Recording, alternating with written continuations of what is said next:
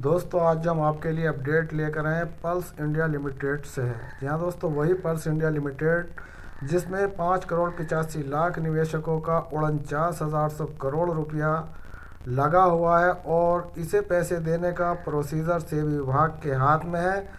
और ये procedure supreme court के आदेश के अनुसार सेबी के हाथ में दिया गया था। और जब सेबी विभाग से पैसा वापस नहीं किया गया तो आरएम लोढ़ा नाम की एक कमेटी सुप्रीम कोर्ट ने गठित कराकर पीएसएल की प्रॉपर्टी बेचकर निवेशकों का पैसा लौटाने के लिए कहा गया था। तो दोस्तों उसी से रिलेटेड आज हमारे पास ये अपडेट है, सुप्रीम कोर्ट अपडेट है। पल्स घोटाले में निवेशकों को लौटाए गए कितने रुपए। जी हाँ दोस्तों, यहाँ पर सुप्रीम कोर्ट ने पूछा है कि अब तक आपने कितने निवेशकों को पैसा लौटा दिया है। शीर्ष कोर्ट ने मांगी जानकारी। तो दोस्तों यहाँ पर यह जानकारी मांगी गई है। बड़ी अपडेट जो दोस्तों हम आपके लिए लेकर आए पल्स इंडिया लिमिटेड की है। पीएसएल को पल्स ग्रुप के नाम से भी जाना जाता है। कंपनी में आम लोगों से खेती और रियल एस्टेट जैसे कारोबार के आधार पर लगभग 60,000 करोड़ रुपया जुटाए थे। कंपनी ने यह निवेश 18 वर्षों के दौरान गैर कानूनी तरीके से हासिल किया था।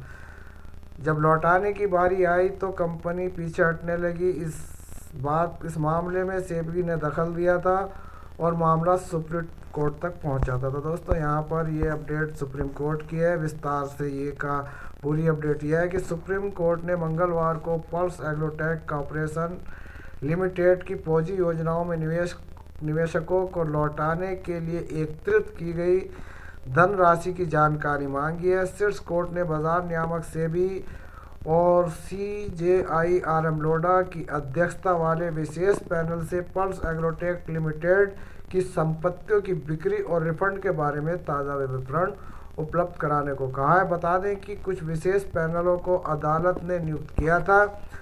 न्यायमूर्ति बेला एम त्रिवेदी और न्यायमूर्ति पंकज मित्तल की पीठ इस मामले में सुनवाई कर रही थी। सुनवाई के दौरान भारतीय प्रतिभूति नियामक बोर्ड सेबी की ओर से पेश वरिष्ठ अधिवक्ता प्रताप वेणुगोपाल ने दलील दी कि नियामक अपने द्वारा न्यायमूर्ति आरएम लोढ़ा अध्यक्षता वाली विशेष समिति द्वारा उठाए गए कदमों पर नवीनतम रिपोर्ट दाखिल करने को तैयार है। वेणुगोपाल की दलील पर ध्यान देते हुए पीठ ने सेबी और पैनल द्वारा अब तक की गई कार्रवाई की जानकारी मांगी है। इसके साथ ही शीर्ष कोर्ट ने पीएसएल की संपत्तियों की बिक्री से अब तक प्राप्त धन विवरण राशि और निवेशकों को बकाया का विवरण भी मांगा गया है। पीठ ने मामले की अगली सुनवाई 31 फरवरी तक तय की है। गौरतलब है कि पीएसएल निर्मल भंगू सहित इसके प्रमोटर और निदेशक निवेशकों के चिटफंड योजनाओं के माध्यम से एकत्र किए गए 49,100 करोड़ रुपया वापस करने में कथित रूप से फेल होने के बाद कानूनी लड़ाई लड़ रहे थे। निवेशकों का पैसा लौटाने के लिए 2016 में बनाई गई थी कमेटी। लोढ़ा कमेटी का गठन 2016 में सुप्रीम कोर्ट ने किया था। सीबीआई के अनुसार अगस्त 2022 तक कमेटी ने पीएसएल और उससे जुड़ी संस्थाओं की संपत्तियों को बेचकर 867.20 करोड़ रुपया रिकवर किए थे। कुल वसूली पल्स की अब तक 113 संपत्तियों की नीलामी से मिले 86.20 करोड़ रुपए शामिल है। कमेटी ने जिन संपत्तियों में रिकवरी की कार्रवाई की थी उनमें ऑस्ट्रेलिया स्थित पल्स इंफ्रास्ट्रक्चर प्रोडक्ट की कंपनियां भी शामिल है।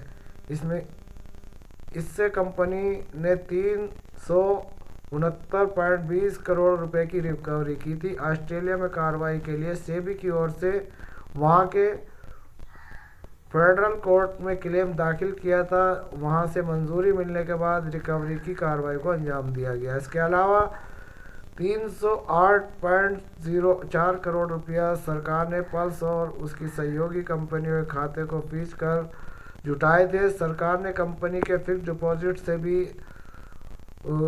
98.45 करोड़ रुपए हासिल किए थे। कंपनी के 75 लग्जरी वाहनों को बेचकर 15.62 करोड़ रुपए हासिल किए गए। वहीं कंपनी की संपत्ति से जुड़े 6 दस्तावेजों से 69 लाख रुपए हासिल हुए थे। क्या है पल्स स्कैम? तो दोस्तों ये तो आप जानते हैं कि पल्स स्कैम क्या है। पल्स स्कैम कुछ नहीं, यहाँ पर भारतीय प्रतिभूति नियामक बोर्ड द्वारा सेबी के ऊपर जो केस पीएसएल के ऊपर जो केस चलाया गया सेबी द्वारा, उसमें एक लंबी कार्रवाई के चलते पीएसएल निवेशकों के हक में ये फैसला किया गया था कि निवेशकों का पैसा कंपनी के द्वारा दिला दिया जाए, लेकिन कंपनी को इतना कम टाइम दिया गया कि वो कंपनी पैसा नहीं लौटा सकी। और दोस्तों फिर ये मामला सुप्रीम कोर्ट में गया। सुप्रीम कोर्ट ने सेबी को ऑर्डर दिया कि इनकी संपत्तियों को बेचकर निवेशकों को पैसा दे दिया जाए, लेकिन संपत्तियों की बिक्री करने में संपत्तियों की बिक्री करने में सेबी विभाग विफल रही। फिर सुप्रीम कोर्ट ने RM लोढ़ा नाम की एक कमेटी को बनाया। कमेटी के द्वारा अब यहाँ पर रिफंड चालू है। तो दोस्तों यहाँ पर जो रिफंड चालू है RM लोढ़ा नाम की एक कमेटी के द्वारा चालू है। बस सेबी की इसमें इतना रोल है कि वो आपका पैसा जो है आपके डॉक्यूमेंट वगैरह के आधार पर अपनी वेबसाइट के द्वारा दे रहा है। तो दोस्तों मिलते हैं फिर किसी नई अपडेट में। ये थी PSL इंडिया लिमिटेड से जुड़ी आज की जानकारी। धन्यवाद। जय हिंद।